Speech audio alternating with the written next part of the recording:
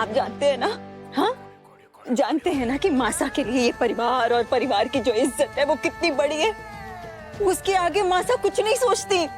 भगवान न करे अगर हमारे परिवार की इज्जत पर आज भी आ गई तो कहीं ऐसा ना हो कि मासा कोई गलत कदम उठा ले, फिर उसके जिम्मेदार आप रहेंगे, याद रखिएगा। अरे अपने लिए नहीं तो कम से कम अपनी माँ के लिए तो सोचिए। भगवान के लिए मान जाइए, ले जाने दीजिए ये घेवर को काली के साथ जाने दीजिए।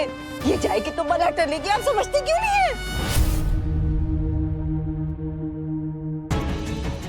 हे माताजी महाराज, आपने कुंवर सा को कैसी कठिन दुविधा में ला खड़ा किया है।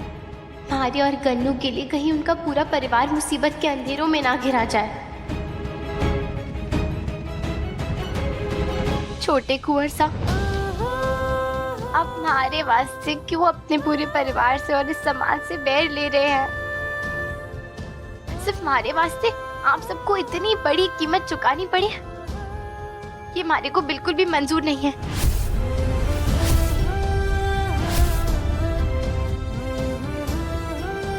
आपने आज तक हमारे लिए जो कुछ भी किया उसके लिए आपका बहुत बहुत आभार, पर अब आप हमारे को जाने दीजिए। शायद हमारे और गन्नू की किस्मत में यही लिखा है। पंच परमेश्वर जी, मुझे आपका निर्णय मंजूर है।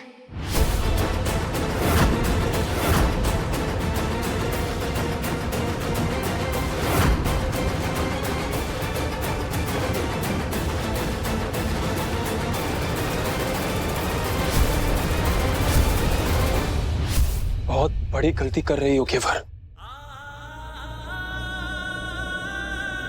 अब इसी में सबकी भलाई है कुंवर सा। लेकिन तुम कुंदन चुप रहिए। सरपंच सास सही कह रहे हैं, पर आपको इस लड़की के सामने ना कुछ दिखाई दे रहा है ना कुछ सुनाई दे रहा है।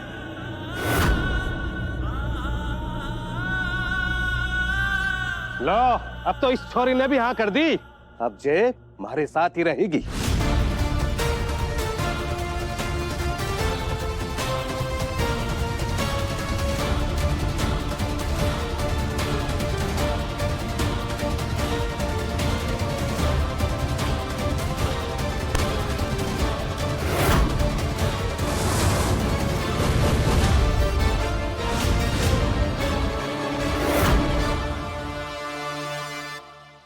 चल।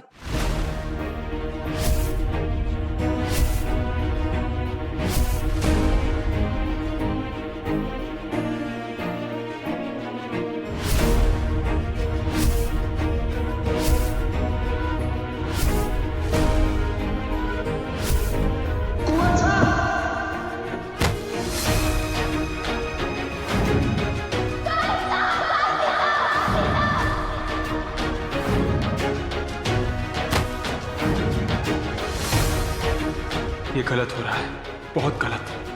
घेवर और ये बच्चा हमारी वजह से इस हालत में पहुंचे।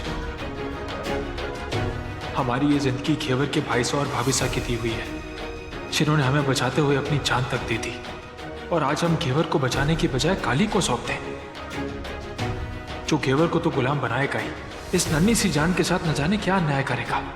चाहे जो करना पड़े, हम अपनी आंखों के सामने इतना बड़ा अन्याय होते नहीं दिख सकते। सच्चा पश्चाताप खुद को दर्द देने में नहीं, जो तुम्हारी वजह से दर्द में है उनका दर्द दूर करने में है।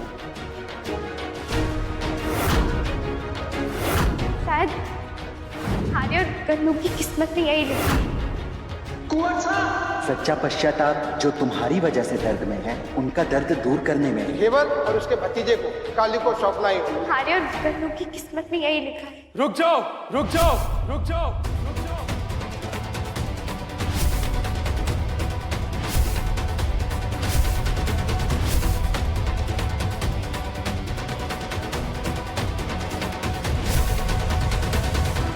सरपंच साहब, काली घेवर को कहीं नहीं ले जा सकता, क्योंकि घेवर पिंजड़ी है हमारी, पिंजड़ी है हमारी।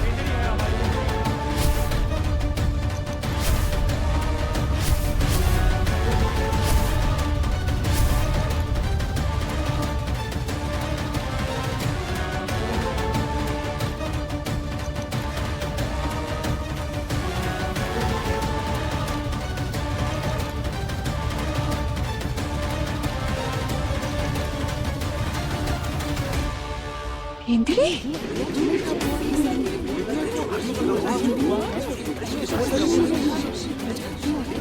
ये इसकी बिंदनी है। हाँ, बिंदनी है उसकी।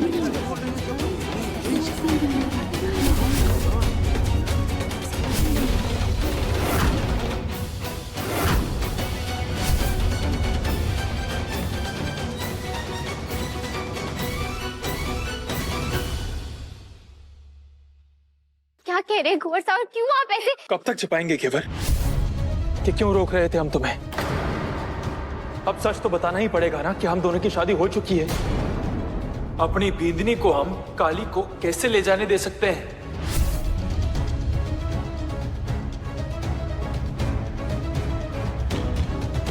मारे और कन्नू को बचाने के लिए झूठ बोल रहे हैं कुंवर साहब। कि क्या अनाप शनाप बोल रहे हैं आप? आपकी शादी हो गई और हमको पता तक नहीं। झूठ के पांव नहीं होते कुंदन, इसलिए जितना हजम हो सके उतना ही बोलो। बताओ पंचायत के सामने कि जो बोला वो झूठ है। नहीं माँ साहब, यही सच है। हमारी और घेवर की शादी हो चुकी है।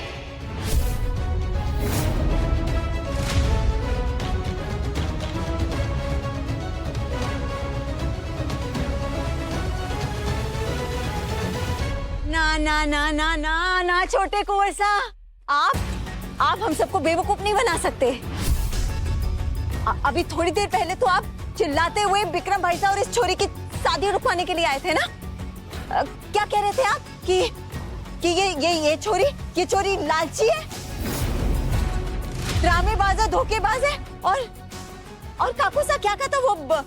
हाँ, मौका परस्त है। हाँ, मौका परस्त ये बोला था। हाँ, बोला था ना। और अभी आप कह रहे कि ये आपकी बिंदनी है, आपका ब्याह हो गया इससे? नहीं, ये तो वही बात हो गई। पल में तोला, पल में मासा। कुछ बोलिए ना, क्या कह रही है? हाँ रमकुड़ी जीजा, और इसीलिए हमने वो शादी रोकी थी। हम हैरान हो गए थे ये देख के कि घेवर हमारी बींदनी विक्रम भाई साहब के साथ ब्याह करने जा रही है। हमें लगा ये हमसे ब्याह करने के बाद